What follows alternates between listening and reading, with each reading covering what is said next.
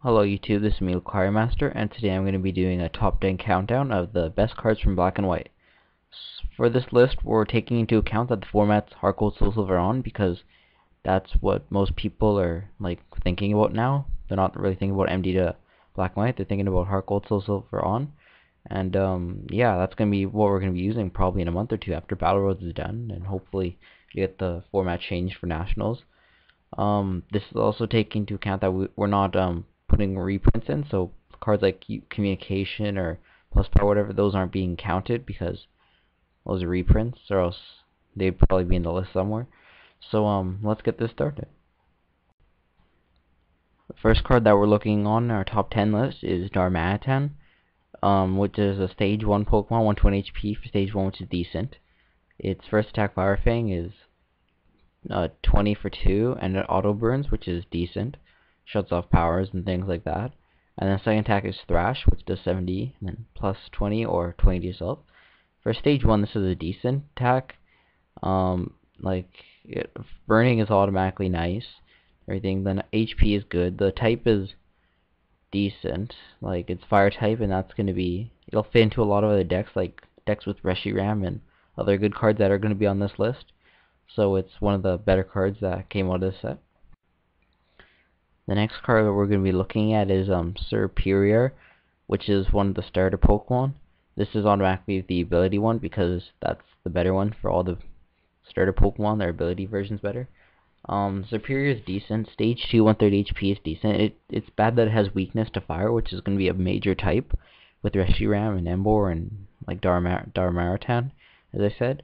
The main thing about this is its Royal Heal power, which heals 10 between turns, so it's kind of like Nail Queen.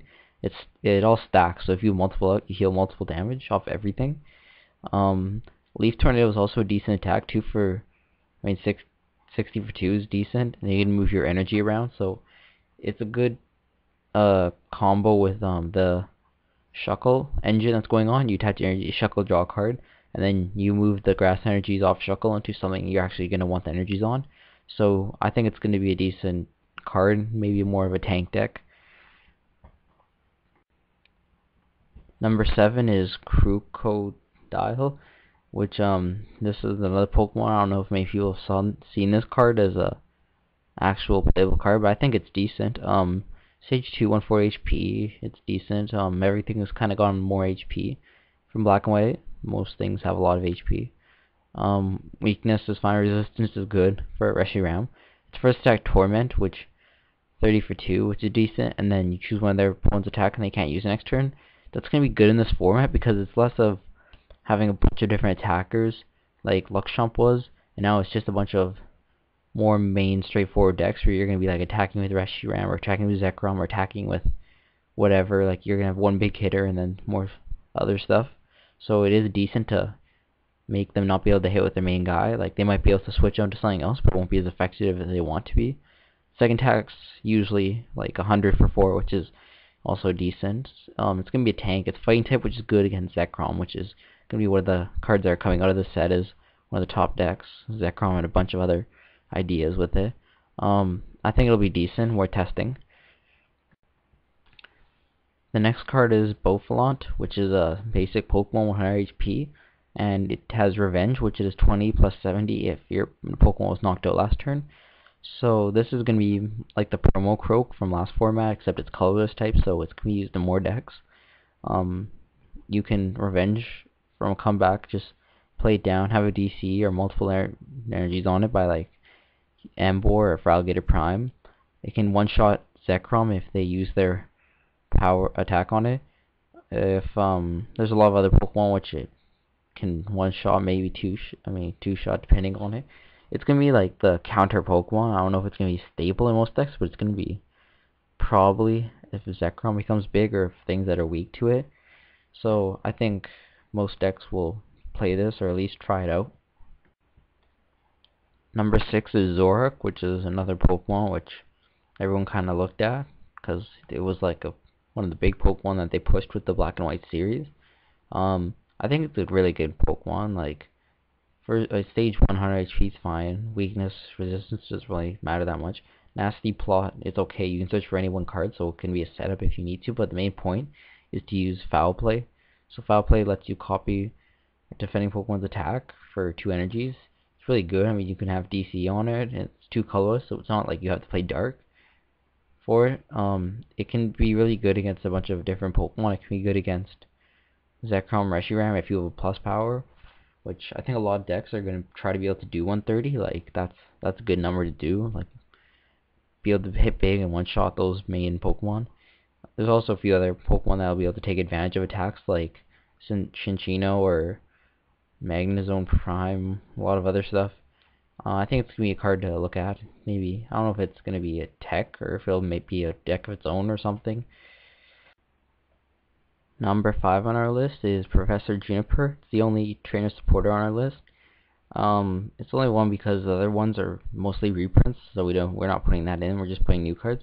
Professor Juniper's, I think it's gonna be a really good search engine or draw engine. I mean, it's you discard your hand, draw 7. It's the exact same as Professor Oak, except it's a supporter now, which it's worse, but you know, the format's a lot different from then, so having it as a trainer would be a bit too crazy. Discarding your hand, drawing 7, it's a good effect. Like, you would say, oh, it's bad because you disregard your hand, you get rid of all these good cards, but in this format, it's a lot different. It's not less like of SP, we're gonna have huge hands, you're holding all these cards and everything. It's more like you're gonna play out your hand, and you don't have as much draw engine unless you're playing specific cards, but even then, you don't have an amazing draw engine or way to keep your hand big, so discarding your hand, it won't mean that much usually. You can empty your hand pretty quickly, and then take a lot of advantage out of it. I think it may not be a staple, but it's going to be a really good card in a lot of decks. I would definitely play with it.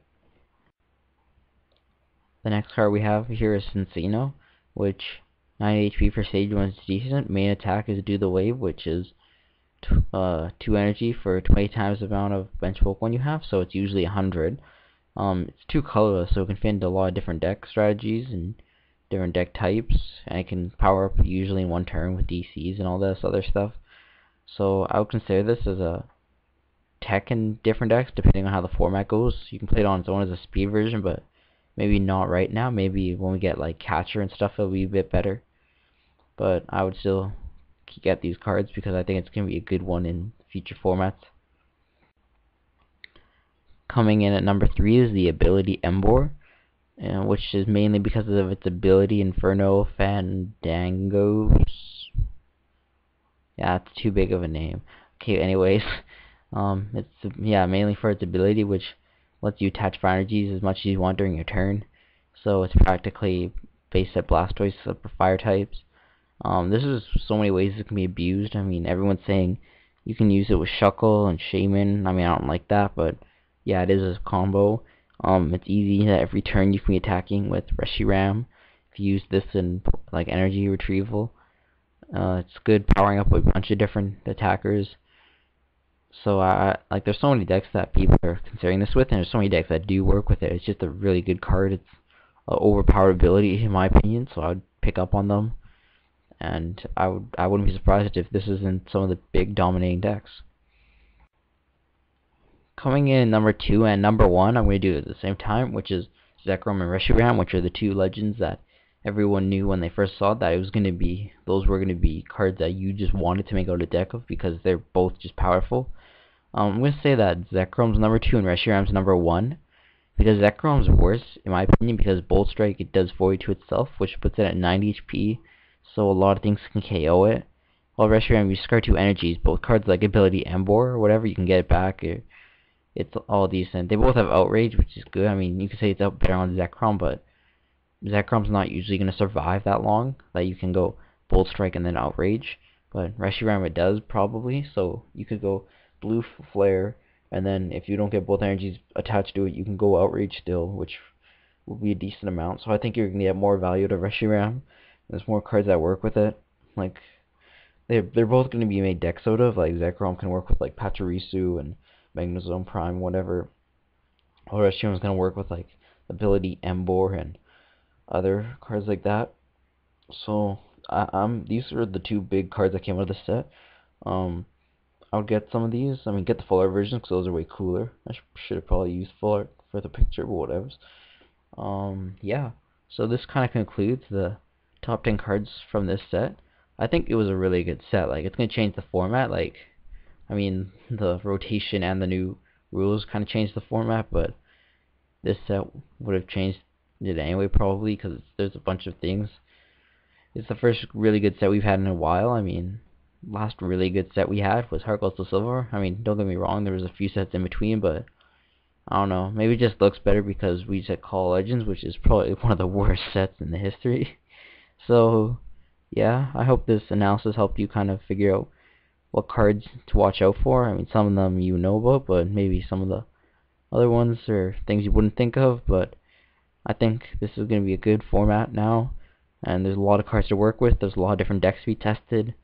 So I hope you guys enjoyed this, and happy deck building.